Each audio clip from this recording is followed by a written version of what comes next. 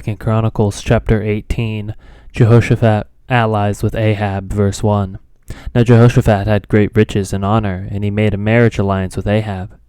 After some years he went down to Ahab in Samaria, and Ahab killed an abundance of sheep and oxen for him, and for the people who were with him, and induced him to go up against Ramoth-Gilead.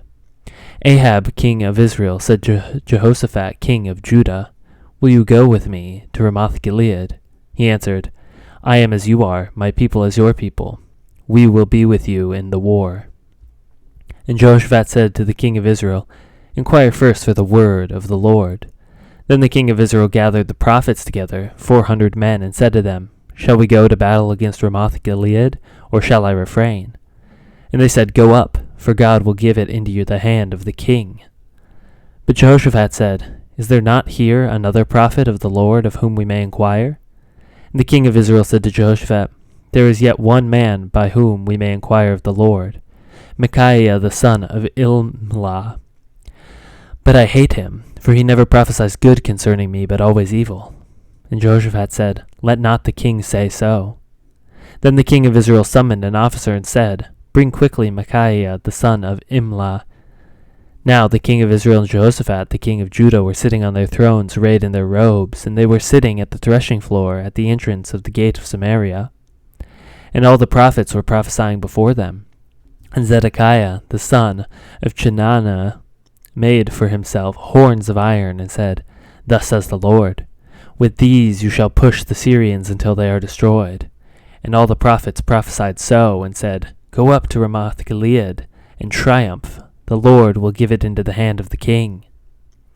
And the messenger who went to summon Micaiah said to him, "Behold, the words of the prophets with one accord are favorable to the king.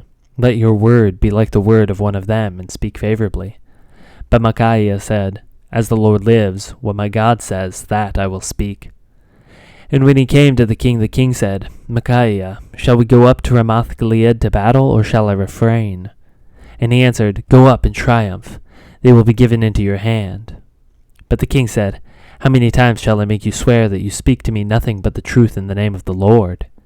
And he said, "I saw all Israel scattered on the mountains, as sheep that have no shepherd.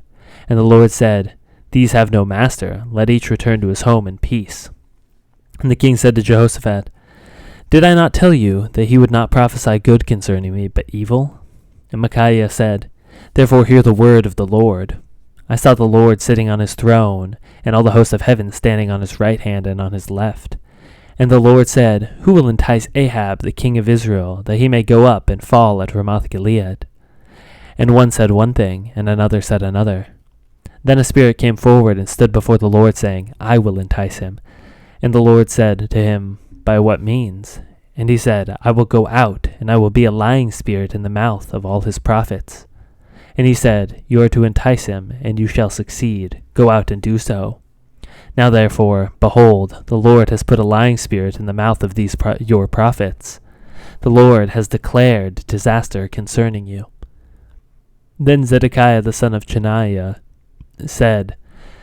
came near and struck Micaiah on the cheek and said, "Which way did the Spirit of the Lord go from me to speak to you?" And Micaiah said, "Behold, you shall see on that day when you go into an inner chamber to hide yourself." And the king of Israel said, "Seize Micaiah, and take him back to Ammon, the governor of the city, and tell Joash the king's son, and say, Thus says the king, Put this fellow in prison and feed him with meager rations of bread and water until I return in peace."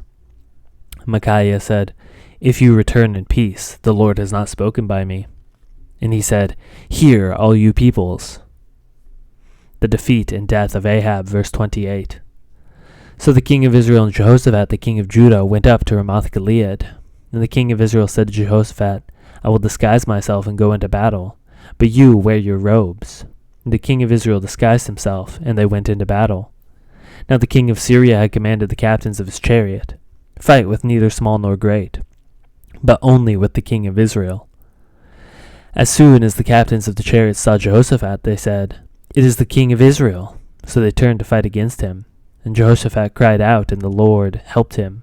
God drew them away from him. For as soon as the captains of the chariots saw that it was not the king of Israel, they turned back from pursuing him. But a certain man drew his bow at random, and struck the king of Israel between the scale armor and his breastplate. Therefore he said to the driver of his chariot, "Turn around and carry me out of the battle, for I am wounded."